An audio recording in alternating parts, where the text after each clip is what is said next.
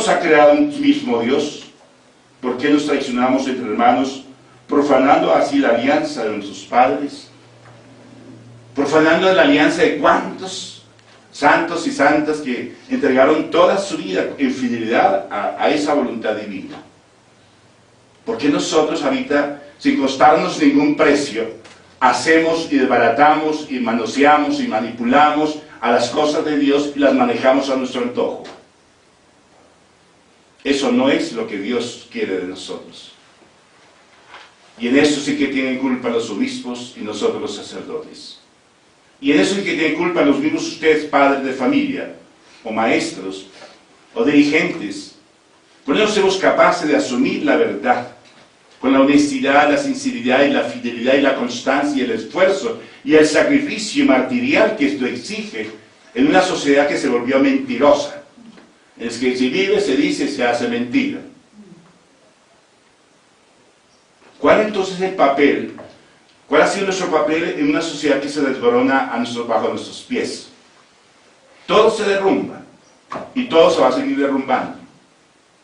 Pues todo esto, la inconsistencia del hombre, la familia, la sociedad, la iglesia y del mundo y los gobiernos, no es más que otra cosa que la ausencia de haber construido una civilización a espaldas de Dios, buscando cada uno su propio interés, su propia voluntad. Que es muy diferente a lo que Pablo nos dice en su carta hoy, ¿no? Todo este celo de Pablo, toda su vida que fue un gastarse, agotarse. La Madre Teresa dice que la fe debe vivirse hasta agotarse. Pero a veces nosotros no hay un agotamiento por vivir la fe. No hay un agotamiento por buscar poderes, por saber, por tener, por placer. En eso hay un agotamiento. Pero que hay agotados por vivir y anunciar el Evangelio, es muy poco. Que tengan esta supremacía del corazón de amar nuestra misión por salvar a las almas, como dice Pablo, a su comunidad de Tesalónica, ¿sí? Con la misma ternura con que una madre estrecha en su regazo a sus pequeños. Esto es lo que Pablo usa esta característica. ¿Qué es un evangelizador? ¿Cuál es el papel de un padre, de un obispo, de un sacerdote, de alguien que tiene bajo su cuidado a personas? Si no hay esa ternura, si no hay ese amor, esa compasión y ese respeto, dice que tan grande es nuestro afecto por ustedes que hubiéramos querido entregarles no solamente el Evangelio de Dios, sino también nuestra propia vida. Hoy se ha predicado. El siglo XX se destacó por la predicación del Evangelio, pero sin vida. Y ese es el gran vacío que hay en el interior de nuestras parroquias, de nuestra familia, de nuestras comunidades. No vivimos lo que predicamos. Sabemos mucho, pero el corazón está hueco, está vacío, está lleno de sustitutos. ¿Dónde está yendo? Está ahí todavía el indomable yo gobernando nuestra vida, nuestros caprichos, pero no hemos llegado a asumir plenamente el Evangelio. Y lo que va diciendo, sin duda, hermanos, ustedes se acuerdan de nuestros esfuerzos y fatigas, pues trabajando de día y de noche, a fin de no ser una carga para nadie, le hemos predicado el Evangelio de Dios. Pablo siempre buscó la manera de trabajar. Él hacía canastos y toldas, o que llaman carpas, para sostenerse y no ser carga para nadie. Agotado, pero trabajando. Por el Evangelio, pero trabajando para sostenerse. Yo no sé, pregúntense ustedes si ustedes están agotados de vivir el Evangelio. Si están lo suficientemente, no sé, crucificados por vivir tanto el Evangelio. Habrá otros agotamientos, pero será realmente por vivir y anunciar el Evangelio. De toda manera, lo que tenemos que reflexionar en el día de hoy, que Dios, Jesús, y centrándonos en el Evangelio, alerta a los discípulos sobre las cosas que pueden pasar en el seno de las comunidades cristianas. Es decir, predicar o enseñar la palabra sin cumplirla, como le pasaba a los escribas y fariseos, muy sabiondos de la ley y los profetas, muy ilustrados con la ley y celosísimos por la ley, pero no la cumplían, la imponían a otros. ¿Sí? Eso mismo cayó en la iglesia, en eso hemos caído nosotros los sacerdotes, hemos caído todos los que nos ha correspondido el tener que pastorear a las personas en la fe cristiana. ¿Sí? Es decir, que nosotros llevamos la palabra de Dios en la cabeza, pero no en el corazón, ni en las manos. ¿Sí? Y a veces hacemos las cosas de Dios buscando intereses, esperando reconocimientos, esperando también seguramente que le remuneren económicamente eso también. Y eso no es la manera de manipular las cosas de Dios a simonía, que son los pecados de hacer de las cosas de Dios un negocio. ¿Cuánto hemos hecho en eso, en tanta simonía, en las cosas de Dios? Una manera de violentar la palabra de Dios. No podemos hacer de las cosas de Dios para servirnos a nuestros propios intereses, a nuestras propias conveniencias, sino tenemos que ser reconocidos ante todo porque hemos vivido y anunciado y con la vida lo hemos sustentado. Pero vivir un evangelio solamente por vivirlo y no anunciarlo y no vivirlo, por eso decirles que no permitamos que nos llamen maestros o que nos llamen doctores. Que bien me gustaría que muchos de ustedes les sobaran el yo en ese campo, que le digan maestro, que le diga cómo es de ilustrado, cómo es de inteligente, cómo es doctor, doctora. A muchos les gustaría que les hicieran, aquí están sentados, yo sí, que les gustaría que les hicieran esos halagos, le echaran el incienso incluso.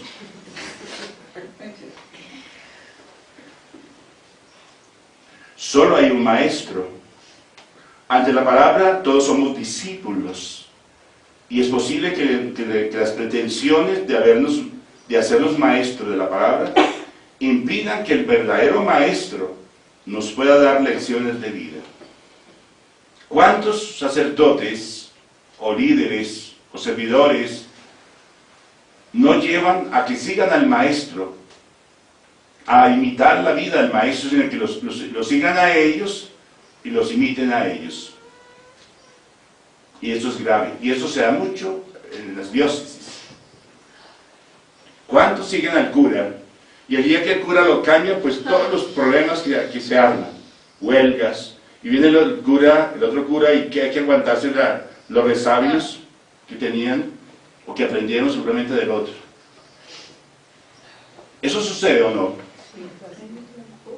Cambian un cura, y todo el problema es de que ese cura no es como el otro, y así vamos comparando. Todavía no hemos hecho un discernimiento que nuestra fe cristiana no es seguir personas, no es seguir hombres, es seguir al Señor, es seguir al verdadero maestro y amaestrarnos en la moda de hacer vivir esa palabra de Dios como Él la vivió y la enseñó con su propia vida. Para ser buenos y maestros no hay que decir cosas bonitas, hay que comenzar a hacerlas, a vivirlas. Si tenemos un solo maestro, todo el que esté junto a él será un aprendiz y un verdadero discípulo. Unos y otros tenemos que hoy acercarnos a Jesús. Una y otra manera tenemos que aprender de la maestra. Hoy el Señor nos está señalando que sigamos a María. Si hay una mujer que ha vivido a plenitud, y se hace también maestra y es también doctora, en la manera del arte misterio de ser cristiano, de hacer plan, criterio y voluntad de Dios, es ella. A ella sí la podemos llamar maestra, a ella sí la podemos llamar doctora, porque es la sabiduría que viene de Dios. Esta es la sabiduría, los doctorados que nosotros deberíamos como aspirar. Hay de esos que, usando la autoridad de Pedro, no han vivido como Él para identificarse con el Maestro. Hay de los que atan pesadas cargas sobre los otros, pero ellos no son capaces de llevarlas. Que se comportan ante los hombres de una manera, de una forma, para hacer creer que ellos están viviendo perfectamente esa ley. Con sus vidas hacen todo lo contrario, o hacemos todo lo contrario. Y por eso vamos actuando de una manera incoherente. Si no hay una coherencia entre el pensar, el hablar, el sentir y el obrar, en la verdad y en el amor, pues ahí estamos perdidos nosotros los sacerdotes. Aquí nos enseña que no debemos mandar a hacer a otro lo que tú no eres capaz de cumplir. Cúmplelo tú primero con tu ejemplo y ya estará mandado a hacerlo a los demás. Compórtate como el cielo ante el Señor, para que aquellos que están bajo tu dirección hagan lo mismo que te ven hacer a ti. ¿Sí? Esto es lo que las enseñanzas que tenemos que tener muy claras en este día de hoy, pero claras y definidas, porque ahí estamos oyendo esto constantemente, pero como que no nos cala, como que esto no es conmigo. Procura agradar a Dios solo, y no lo hagas para ser visto por los hombres. ¿Cuánto de nuestros ministerios, cuánto de lo que nosotros hacemos para agradar a los hombres, para que nos admiren, para que digan, ay, pero este hombre cómo es de ilustrado, este es un mecenas en sabiduría, este es un doctor en estos cuantos? ¿Qué cuento de mecenas? O muchos quieren que nos tengan un buen concepto, que a otros, que te aprecien. Dice ya con eso, que nosotros, de todas esas cosas que nos den halagos, por eso el Señor dice que huyan de los labios lisonjeros como del mismo demonio. Porque muchas veces el demonio se vale de todas esas lisonjas, de esas alabanzas y esas cosas que nos gustan, que nos soben el yo. Por eso es lo más, ya con ese, el Señor dice que ya con eso está dando mal ejemplo. Y ya con eso también pues tiene su salario. Porque es lo que está buscando fama, está buscando que te tengan en cuenta, pues eso es lo que vas a tener. Basura, porque lo de Dios no es así. No imiten a los escribas y fariseos, dando a conocer tu rango de autoridad, ¿sí? Por medio de los distintivos externos. Recuerda que ellos usaban las filatelias, que eran esas como sus cintas que se ponían en las muñecas, en los gorros, en estas cosas, ¿no? Todo eran como las citas bíblicas, todo lo que estaban los distintivos o las bases fundamentales tomadas del libro del Deuteronomio y del libro del Éxodo. Entonces ellos mostraban y las sacudían para que se las notaran, ¿no?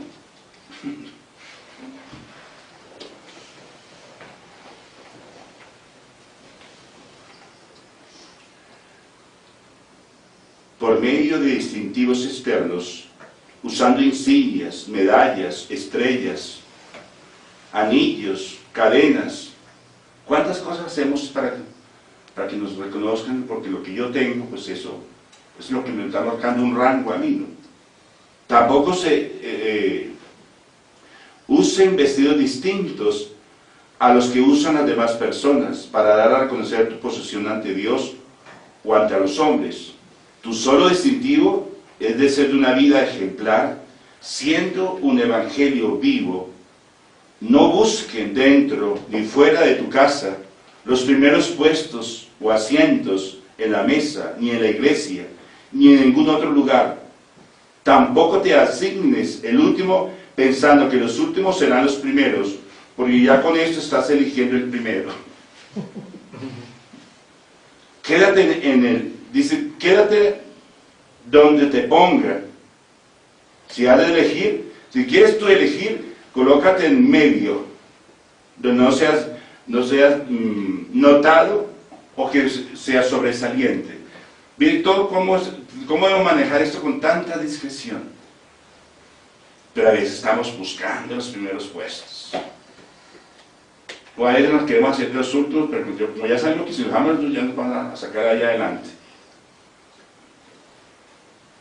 No busques ser notado por nada, ni vayas donde hombres para que te saluden y te reconozcan, y te admiren.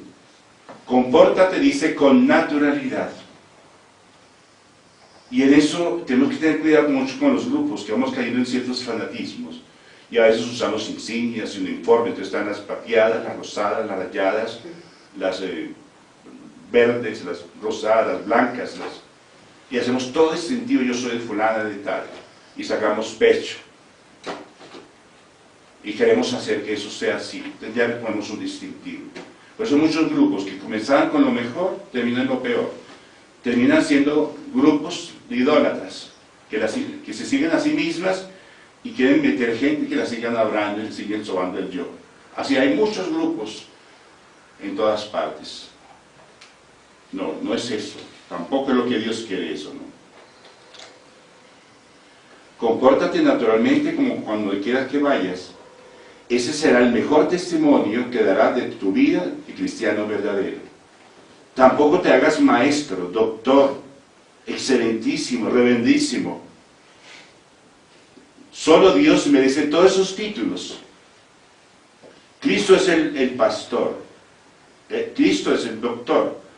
Porque el médico es el verdadero médico de nuestras enfermedades, no solo del alma, sino también del cuerpo.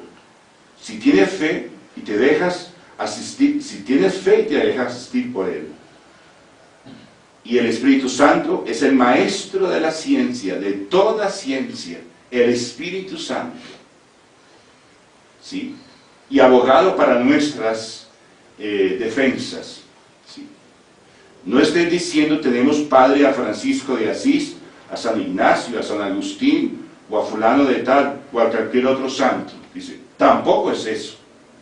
Porque las comunidades religiosas, cada una con sus fundadores, quieren aparecer siempre las más sabiendas, las más inteligentes, las más sabiondas, y las que tienen más autoridad. Tampoco es eso.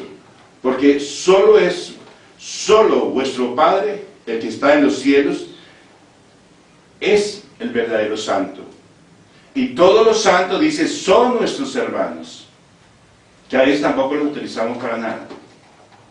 Que no nos sentimos en fraternidad con ellos. Que también quieren ayudarnos, pero tampoco. Pasa lo de la familia, ¿no? Entre los hermanos apenas escasamente se aman y se conocen.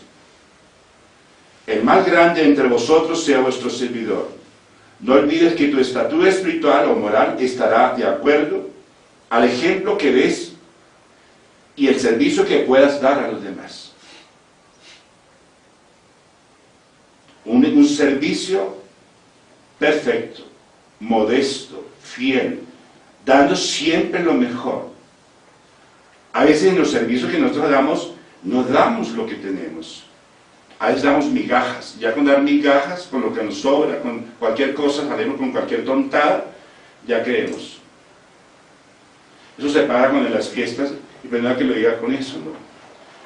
Hay muchos regalos que a veces se dan en bodas, en primeras comuniones, en matrimonios, en cualquier de esos. Se ven unos regalos. Como yo le dije, hay gente que no tiene ni siquiera vergüenza para dar tal regalo. Damos cualquier cosa. Uno se sabe que hay regalos que se distinguen que simplemente por salir del paso.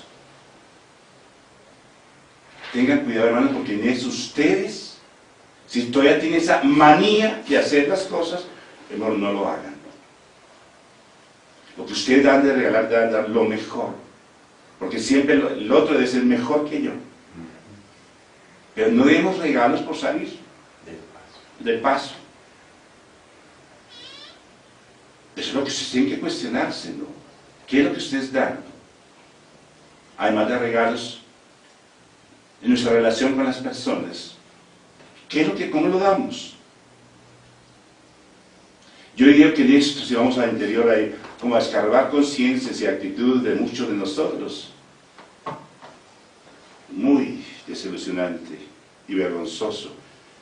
Y siguen como tan frescos, como que todo lo que hacen así, está bien hecho. Servidores. El servicio de nosotros debe ser de calidad. No estamos para dar las cosas de cualquier manera, ni estamos llamados para amar de cualquier manera, ni estamos llamados para tratarlos de cualquier manera. En eso recuerden que hay muchas indelicadezas, que rara vez nos conversamos de eso, de las indelicadezas que tenemos con Dios, con nosotros mismos, con las personas que están a nuestro alrededor. No le damos la consideración, a veces el respeto, o el apoyo, la ayuda. Hermanos, la relación entre nosotros no debe ser una relación social, en la que yo le puedo sacar a cualquier hora cualquier cosa. Y quedar tan campante de saber que lo que dice, cualquier cosa que pendejada que damos, o basura que damos, o lo que nos sobra, o lo más barato que podamos encontrar, se lo damos. Y quedaron muy bien.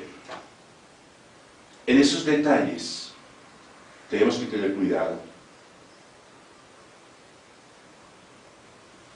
Tenemos que dar ejemplo de servicio frente a los demás, de acuerdo a la voluntad de Dios, como hizo Cristo nuestro Maestro. Si te ensalzas ante los hombres, serás humillado por Dios ante ellos. Si eres humilde ante Dios, Él te ensalzará ante los hombres. El Evangelio hoy, en la síntesis, hermanos, tenemos que ser muy pulcros en la manera de asumir la alianza de Dios. No a medias. Siempre estamos con una tendencia mediocre a asumir las cosas de Dios mediocremente. Pero yo creo que no es así. Yo quiero darle la palabra a nuestro hermano, que lo conozco, comencemos a conocerlo, pero no que me haya alargado yo, pero vale la pena que entráramos en estas cosas, aunque escapa a muchas otras cosas, pero quisiera que tú nos daras como tu testimonio de vida, lo que Dios quiere, lo que estás haciendo, etc. Pregunta, decir quién eres, qué estás haciendo. Buenos días. Buenos días. Bernardo y María Eugenia, ¿cómo están? Buenos días. Ya conocen de la espiritualidad. Mi nombre es Diego Córdoba, tengo 33 años. Vengo siguiendo el proceso de la espiritualidad desde mis 16 años, básicamente, con la experiencia de la promoción, pues, digamos, de la generación de Dani Marrero, de Jaime Andrés, de Angelita, de la época de Roque también. Y siempre he venido, pues, en un proceso de inquietud vocacional, de inquietud laical también, y en un afán apostólico muy fuerte de salvación. Y con el Padre nos hemos providencialmente y diosidencialmente reunido hace poco, de nuevo, porque pues antes tratábamos un poco en Restrepo, pero con las obligaciones y responsabilidades del Padre, pues era difícil como tener un acercamiento más cercano. Entonces nos ha unido un afán muy fuerte de lo que el Padre ha estado diciendo en estos días, y con ese afán de lo que se le ha ido revelando, que a veces a nuestro parecer parece un poco descabellado en las ideas, pues, de lo humano, ¿cierto? Pero que es prioritario en los tiempos de hoy, que el Padre ha venido diciendo con respecto a la segunda venida del Señor, a la parucía, con respecto a los signos de las apariciones marianas, con respecto a los signos también que se nos dan en cuanto a los signos naturales, ¿cierto?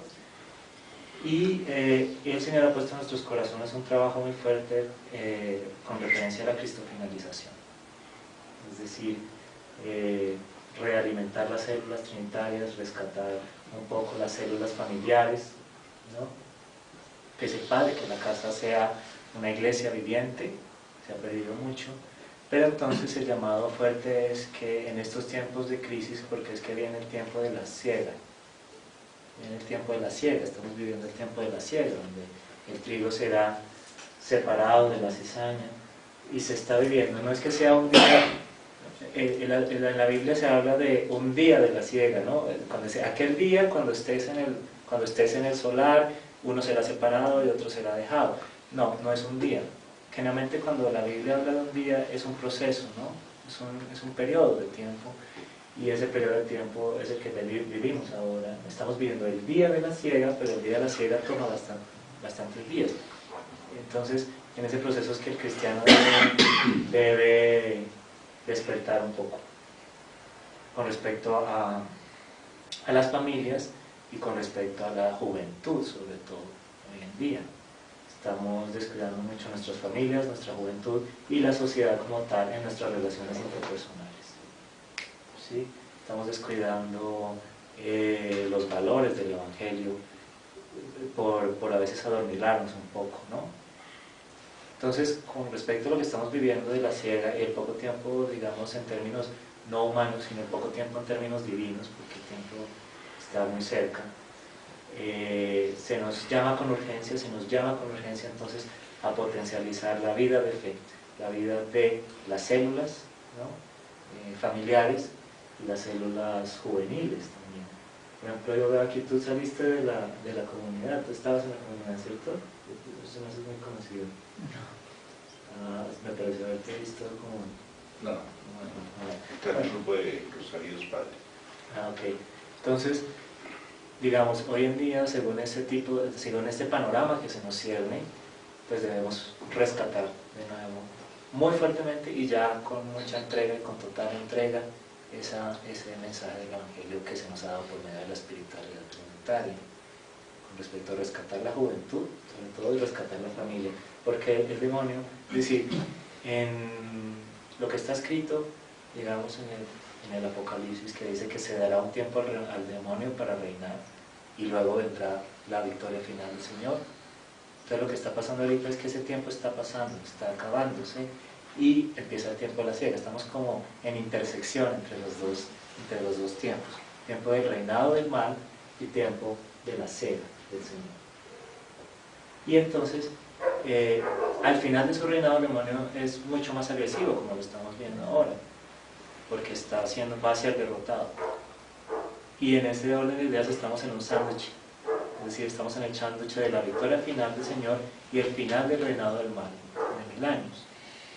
Entonces, es un escenario muy, muy crítico para el cristiano, en donde él sí debe tomar su estandarte, asumir su vida de fe, asumir su vida sacramental, es decir, el Señor nos está pidiendo confesión muy frecuente, si es posible semanal, y Eucaristía diaria.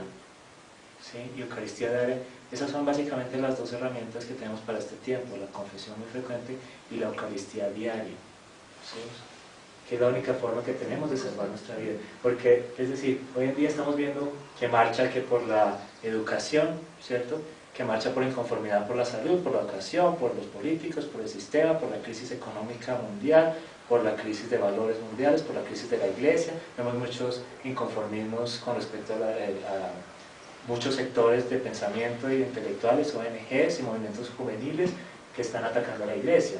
Dicen, la iglesia no tiene autoridad para mandarnos porque son pederastas, porque son lo que sea. Entonces hay un ataque muy fuerte a la iglesia por ese lado, que es manifestación de lo que les digo de la agresividad del demonio al final de su reinado en el Apocalipsis. Entonces, en estos tiempos es donde debemos actuar como iglesia y recuperar la credibilidad. Si no recuperamos la credibilidad, que es con santidad, no va a pasar nada. Entonces, da mucha tristeza ver que se hacen marchas, se hacen manifestaciones de los indignados con respecto a esto de la crisis económica, que se hacen marchas, movimientos de inconformismos, y nada cambia, ¿se han visto? No cambia nada, ¿por qué? Porque no es en lo humano que está el cambio, sino en lo divino. Entonces la única marcha y el único esfuerzo humano, esfuerzo colectivo, es la santidad y el sacramento. Si no vivimos el sacramento, si no vivimos diaria la Eucaristía y la oración, no vamos a poder vencer por más marchas y movimientos y manifiestos y colectividades e ideologías que se ciernen o oraciones fuertes al Espíritu Santo, cosas así. No. Entonces, bueno, ese era lo que el Señor nos manifiesta, y queremos empezar pues a trabajar con el Padre Jorge Alberto para potencializar el proceso de la cristofinalización, para hacerlo operativo y orgánico y efectivo, que no se quede solamente en el papel, en las actas, sino que sea operativo, orgánico y efectivo en las familias, en el individuo, en las almas y en la juventud, por medio de los sacramentos y de la sumisión total a la Iglesia Católica en el aspecto de recuperarle su credibilidad. Porque se nos ha dado, digamos, sí, es pecadora porque es la iglesia militante, aún no es la iglesia triunfante, aún es pecadora por eso, pero es nuestra madre iglesia. Entonces nosotros no podemos caer en esa tentación, en esa ilusión de Satanás que ha puesto en todos lados de que la iglesia no tiene autoridad para guiarnos, ¿no? Tenemos que someternos a los sacramentos porque es lo que se nos dio. Y nosotros obviamente aquí estamos porque lo hacemos, pero no basta con que lo haga uno solo, sino que tiene que ser comunicado a todo nuestro entorno, nuestros amigos, familiares, hijos, sobrinos, nietos, comunicado a todo nuestro entorno, porque a veces también se está dando una colectividad o una coyuntura en donde todos estamos sálvese quien pueda, ¿sí? Si me salvo yo, entonces todo está bien. Y estamos viviendo una espiritualidad muy cerrada en nosotros mismos, en nuestra propia salvación, porque el demonio nos ha engañado al decirnos que las otras personas no tienen salvación. Mírelo cómo está descarriado, mire esa niña tan descarriada, mire ese joven perdido en las drogas, ¿sí? Ya no hay nada que hacer, ve toda la iglesia y sálvate, confiésate. No, es decir, porque como dice la palabra, y como también ha dicho en las actas, nadie se salva solo, todos nos salvamos en comunidad. Entonces esa es la recomendación de estos tiempos, que es urgente, es un llamado de urgencia que ha hecho la Santísima Virgen también por medio de sus apariciones, y también hace el Señor por medio de sus signos y de los signos que se están celebrando sobre la tierra. Básicamente eso es lo que quería decir, y bueno, muchas gracias.